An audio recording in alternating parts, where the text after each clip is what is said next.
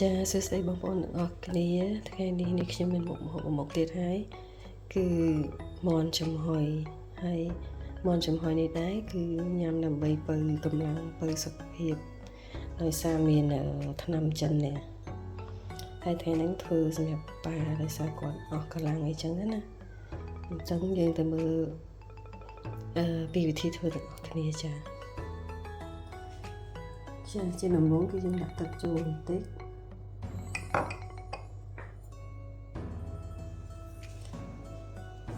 បន្ទាប់មកគឺមាន oyster sauce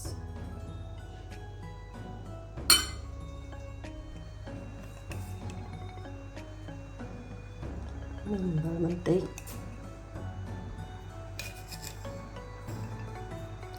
ស្ករបន្តិចប្រេងល្ងតមកទៀតគឺម្សៅពោតបន្តិចតែម្សៅពោតនេះគឺយើងធ្វើឲ្យសាច់មាន់របស់យើងហ្នឹងគឺមានសុខភាពស្អាតគឺអត់ប្រេះបែកទៅហើយអញ្ចឹងណាហើយធ្វើឲ្យសាច់មាន់ហ្នឹងស្វិតប៉ុន្តែស្រួយយើងគូគ្រឿងផ្សំទាំងអស់ហ្នឹងចូលគ្នាទៅ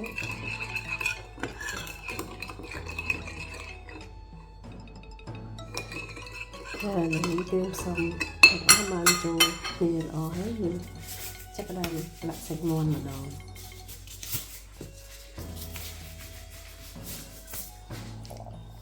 សាច់មាន់ចូលទៅ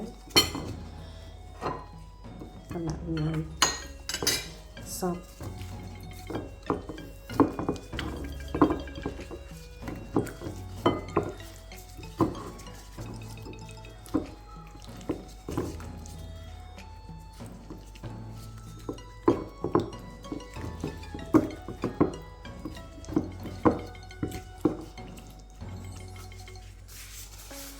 ពេលទៅយើងទុកវាប្រហែលជា10នាទីសិនណា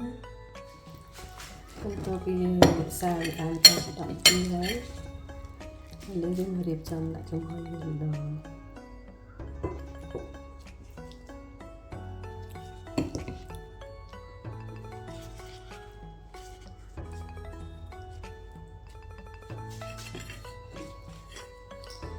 ទឹកដែលនៅសល់ហ្នឹងគឺយើងចាក់ពីលើវាមក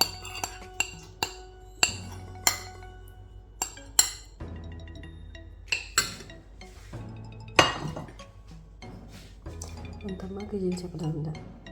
ទឹកនឹងត្រូវតែយើងបានហាន់មិញមានខ្ញីន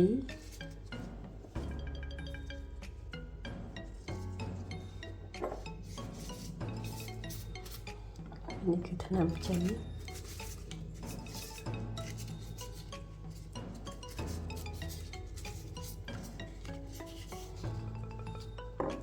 បន្ទាប់មកគឺយើងដាក់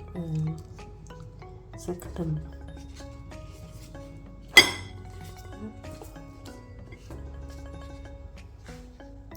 រួចរាល់ចាឥឡូវទឹកយើងពុះហើយគឺយើងដាក់វាចំហុយតែម្ដងយើងដាក់កូនចានមួយទៅដោយសារតែវាទាបពេកអញ្ចឹងយើងដាក់វារៀងខ្ទមបន្តិចនេះយើងក្របវាហើយការដាក់កម្របមានកណាត់អញ្ចឹងគឺដើម្បីកុំឲ្យវាមានចំហាយទឹកស្រក់ទៅពីលើចាឥឡូវមាន់ចំហុយរបស់យើងហ្នឹងគឺបានឆ្អិនរួចរាល់ហើយចាឃើញទៅគឺចង់ញ៉ាំតែម្ដងហើយមាន់ចំហុយហ្នឹងគឺយើងញ៉ាំជាមួយទឹកជ្រលក់បែបនេះគឺគ្រឿងផ្សំរបស់ទឹកជ្រលក់ហ្នឹងគឺមានខ្ទឹមសជីរវ៉ាន់ស៊ុយស្លឹកខ្ទឹមហើយនឹងទឹកស៊ីអ៊ីវចិនចាព្រោះទឹកស៊ីអ៊ីវចិនគឺញ៉ាំជាមួយសាច់មាន់ចំហុយបែបចិនអញ្ចឹងគឺត្រូវគ្នាណាហើយទឹកដែលចេញមកពីសាច់មាន់ហ្នឹងគឺមានជីវជាតិលក្ខណៈថាមានជាតិសម្រាប់បើកម្លាំងដោយសារវាចេញពីសាច់មាន់ហើយនឹងថ្នាំចិនចា